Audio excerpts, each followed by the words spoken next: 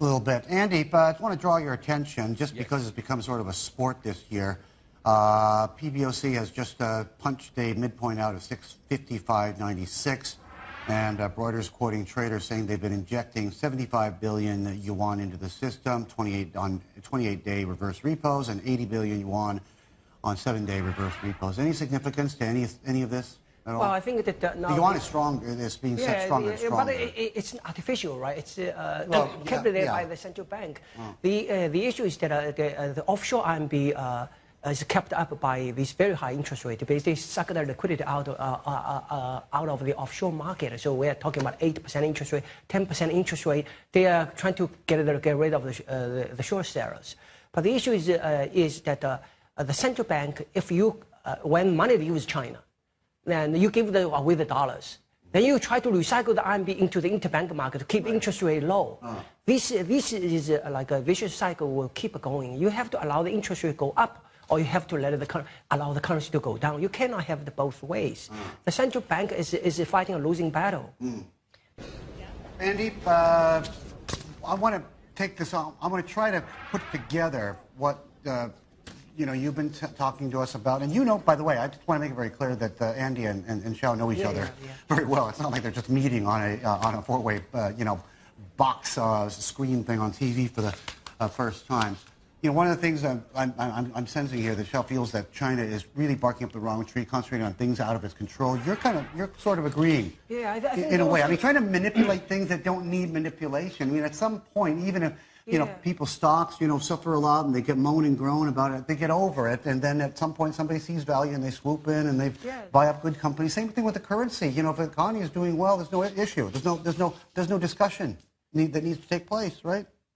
You cannot say something different every day and try to make people believe you, right? Then you try to do something, intervene in the market to create these artificial prices. Then you think that you can manipulate people's expectation because I say the price should be here, right? So I think that they have to give it up. Don't try too hard, and deal with the real economic problems.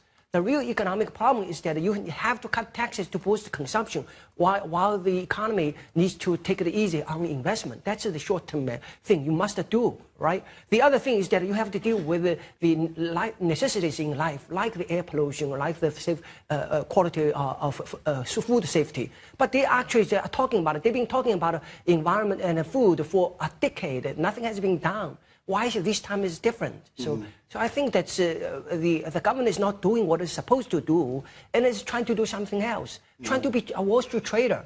The government is so much interested in becoming a Wall Street trader, so it talks like a Wall Street trader, and it has a different story every day. All right, we're going to end this by end this conversation. Andy, what's your view? Somewhere in between? I think that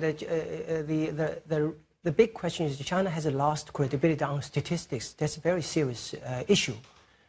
If markets don't have reliable statistics, how could they have sensible prices, right?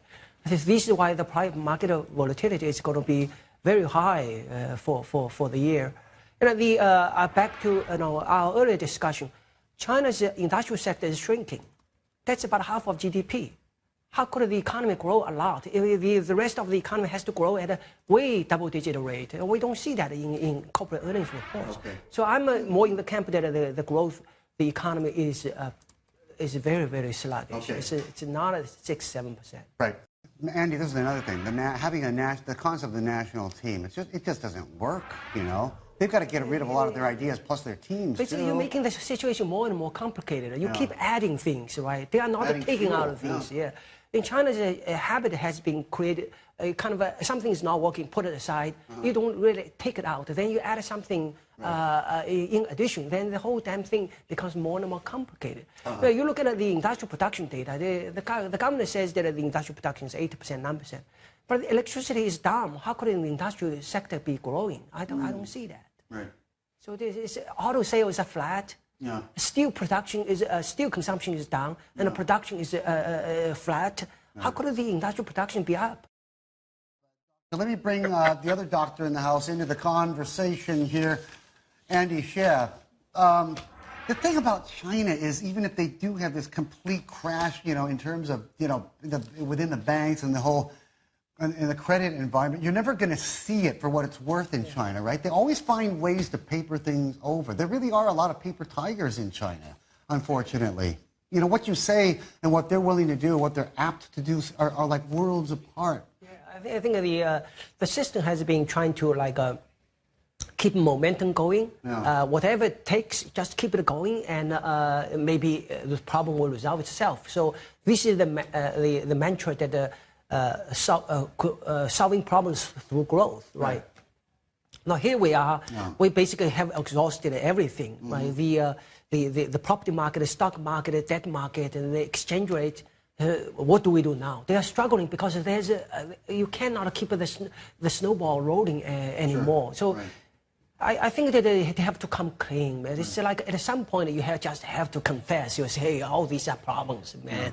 Yeah. But it's transparency is going to bring confidence this time. That's something new. They have never tried transparency for confidence. This is the only way out for them now. Okay.